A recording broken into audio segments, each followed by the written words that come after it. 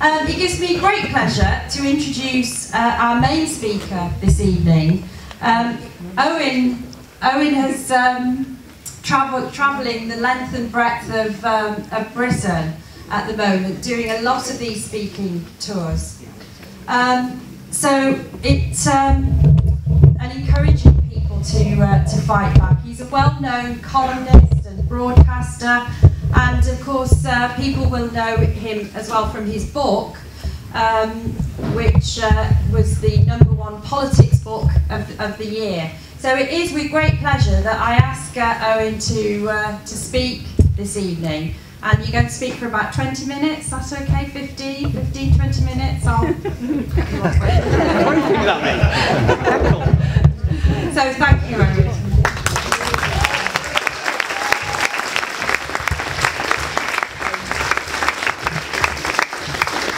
Friends, it sometimes throws people when I start speaking, because some people wonder who the 13-year-old Macaulay Culkin from Homer 1 lookalike who's wandered to the front is. Just come off the paper round, actually, but it's not true. I'm actually 54, I've had a facelift. It's a great honour to be here in Coventry, to see such a great turnout. It's a city, as we've discussed, with great, proud traditions, the heartland of trade unionism, a great history of people organising from below, forcing those with power to concede, working people asserting their voice. And that's a proud tradition, not just here in Coventry, but a tradition for all of us right across the country to be inspired by. But also just want to say what an honour it is to be on this platform. Now, Sophia, I noticed when you started talking, you seemed a bit nervous. But you had no reason to be. Because in your fight, you have shown courage and determination. That's an inspiration to all of us. And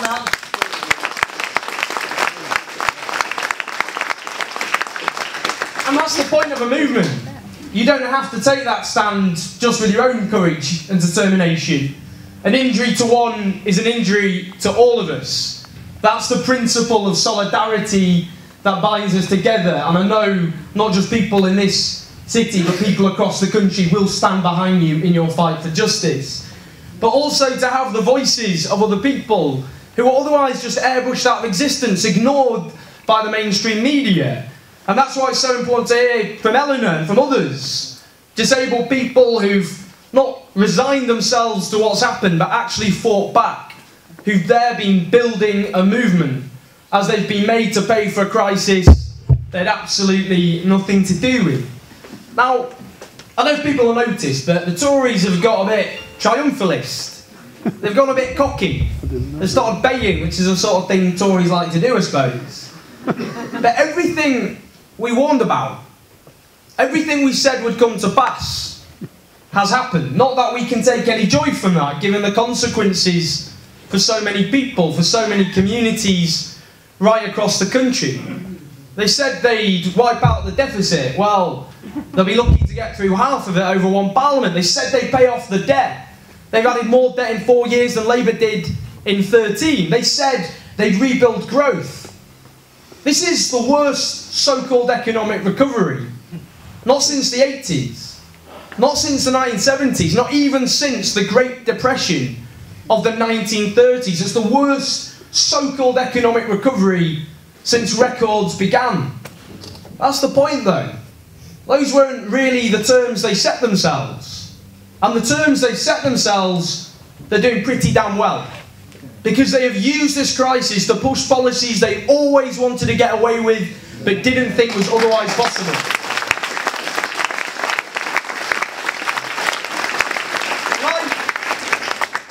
Like has done so eloquently, but the privatisation of our National Health Service, which they didn't have the guts to put to the British people. No wonder they didn't. As one of their own, Nigel Lawson, a former Tory Chancellor of the Exchequer, said in the 1980s, the NHS is the closest the English have to a religion. No wonder they didn't have the guts to put it before the British people. And what are they doing now? Piece by piece, handing it over to tax-avoiding private healthcare firms, some of whom, conveniently, funded the Conservative Party, like Care UK. That's one company doing pretty well. Now, the CEO of Care UK handed the former Health Secretary Andrew Lansley, the privatiser-in-chief, £20,000 for his personal office in the run-up to the election. I think UK probably consider that a pretty wise investment on their part. But it's not just, of course, the privatisation of the NHS they always wanted to do. The assault on social security, slashing taxes on the rich, attacking what remaining rights working people have. These are things they always wanted to do, but didn't think was otherwise possible. And what they did is they turned a crisis of the market and they turned it into a crisis of public spending. It's the biggest lie in British politics, that this crisis was caused by overspending.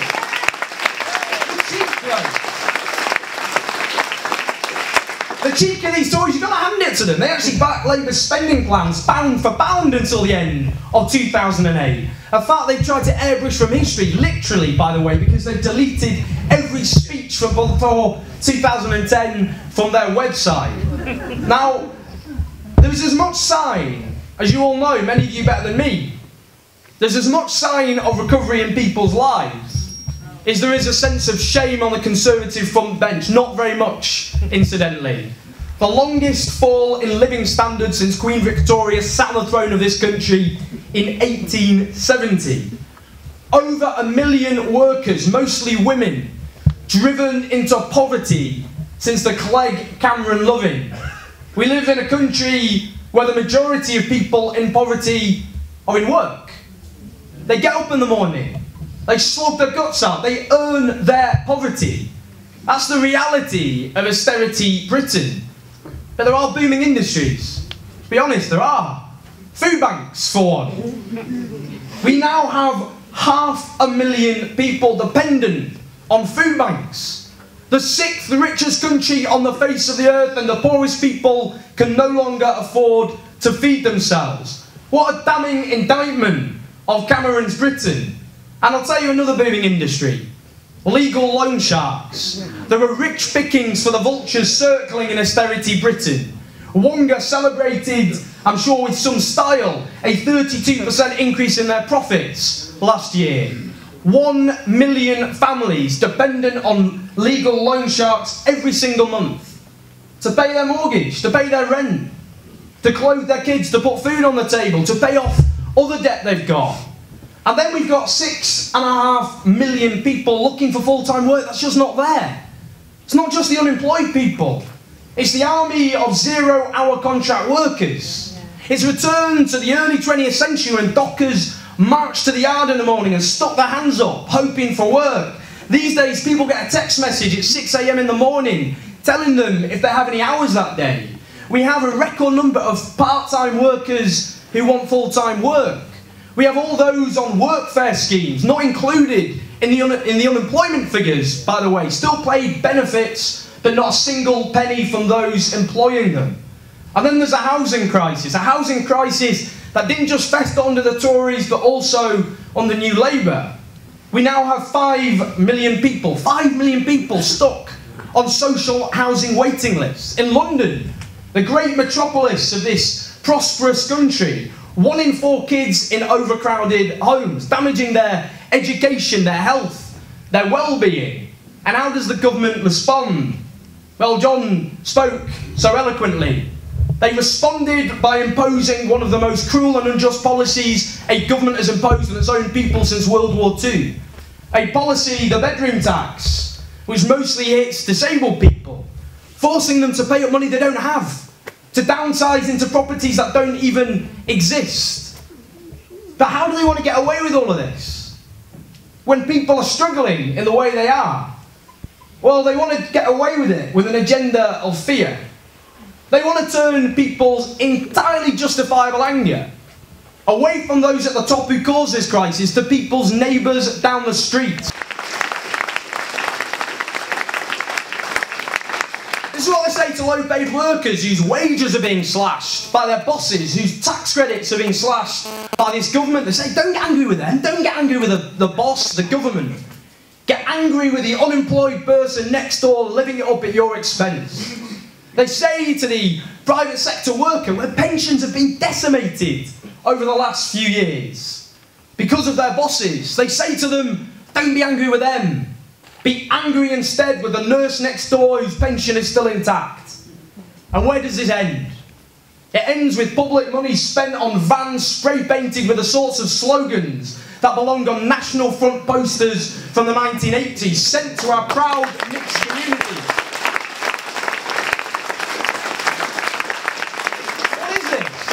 What is this? It's the politics of divide and rule. You've been mugged, so your less deserving neighbours should be mugged even more than you have. And what this is, this attempt, if you like, to turn people's anger away from the bankers, the legal loan sharks, the poverty-paying bosses, the private landlords, the people really milking the system, to turn it instead on people's neighbours. And here's the cheat, they accuse us, people who want people at the top who are booming like never before to pay a bit more tax. They accuse us of the politics of envy. But that's the irony. That's what they're doing. They're trying to get struggling people to envy each other. Envy the unemployed person. Envy the immigrant. Envy the public sector worker. And that's where we come in. Because we all know that unless people have hope, they give up. They get resigned. They yell at the television sets. The anger's turned on their neighbours. But they give up. There's a lot of anger out there. A lot of fear. But there's one thing missing, and that is hope. And that's what we've got to do. And I want to talk about that, what an agenda of hope can look like. We talk about, as I say, the fact that people in work are struggling in poverty. And one day in the future, we will look back at the day where you could get up in the morning and slog your guts out and come home with a pay packet that doesn't let you look after your kids, let alone yourself. You will look at that with horror. And we'll look at disbelief at the fact we were subsidising big companies like Tesco's and Asda.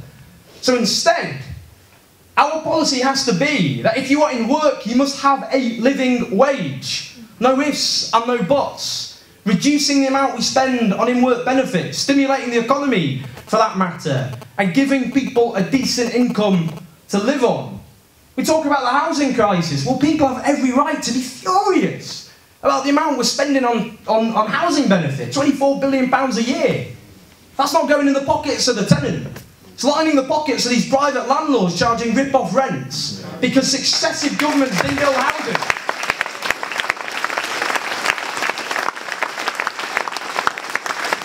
So our solution's simple. As well as controlling rents, we've got to give councils the power to build housing. Lift that borrowing cap. Let them build, creating jobs, stimulating the economy, bringing down the amount we spend on housing benefit and the 5 million strong social housing waiting list as well. We need to talk about tax justice. We hear about benefit fraud every single day. The £1.2 billion lost, less than 1% of social security spending. People living in mansions made out of widescreen television sets, watching Jeremy Kyle on loop all day. We all know it. And instead, what we should be talking about is the £25 billion lost each and every year because the people at the top won't pay their taxes. Like Amazon, like Google, like Sir Philip Green, appointed by this government as an advisor on how to slash our public services. So instead, we will change the law to say however rich you are, however many smug accountants and lawyers you have, you will pay every single penny of tax. Regardless. And as well as that, we need to get people at the top to pay more tax. Just the increase in the wealth of the top 1,000 people in this country since the economic collapse, just their increase in wealth is bigger than our annual deficit. So we need to tax income and wealth instead of pummeling people at the bottom. But there's the thing, isn't it? Because when you call for people at the top to pay up more money, they accuse you of class warfare. Kick people at the bottom, it's just balancing the books though, isn't it? Now, as well as that, we need to talk about proper jobs, not zero-hour contracts, not forcing people on a vicious cycle of unemployment and benefits and low-paid work. And that means an industrial strategy, abandoning the dogma of successive governments. You let the market decide. The state doesn't pick winners or losers. With an industrial strategy to create hundreds of thousands of renewable energy jobs, taking on the environmental and the jobs crisis as well. We need to talk about the banks. We bailed them out, but we nationalised the debt and privatised the profit. Yeah. So we need proper democratic control of the banks we the people bailed out, turning them into local investment banks to rebuild our shattered economy. We need as well to talk about energy and rail. I mean, Ed Miliband, when he spoke about a temporary energy freeze, he was dismissed and attacked as a frothing at the mouth communist. It's like Joseph McCarthy had been resuscitated. But the reality is, look at the polls. Most people actually wanted to go further.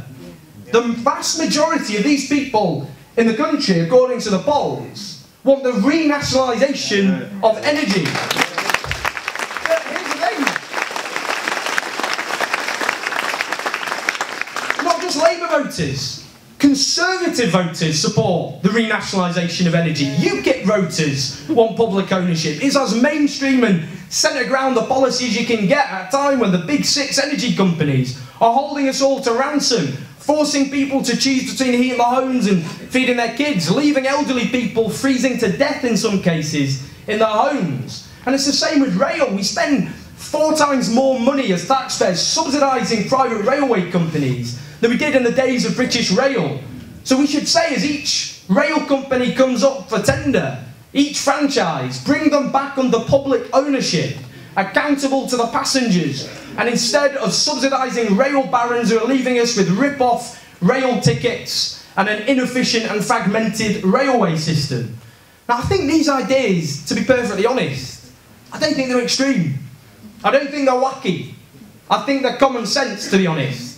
And I think if you look at the polls, people agree. And that's what it's about. It's about giving people hope. Instead of politics being about how you kick people at the bottom and how hard you can kick them and competing over it, it's about giving people hope. And we do that as well by having the confidence, by being inspired by our ancestors. We learn from the traditions, and we talk about traditions often in a very different way, but we've got our traditions. Like the Chartists, the world's first working class political movement who fought for democracy. Like the suffragettes, reviled, persecuted in their days, locked up and force-fed.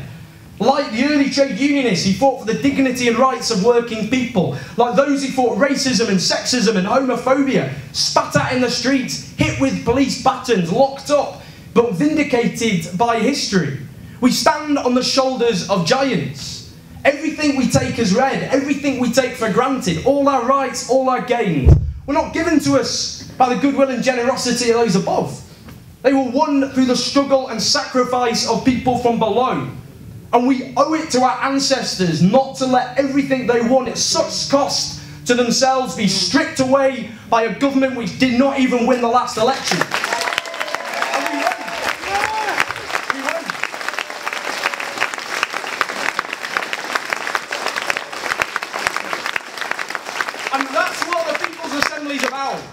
It's about ending the divisions which have existed. I think in the past we've almost been able to afford the luxury of division, of the old People's Front of Judea routine. I suspect some laughed out bitterness more than anything else, but instead of constantly arguing about where we disagree, about uniting over where we do agree, about people in the Labour Party, the Green Party, other parties or no party at all, in private and public sector unions or no union at all, disabled campaigners, youth campaigners, campaigners for the elderly and tax justice, building a formidable coalition of all those, to coin a phrase, who are all in this together.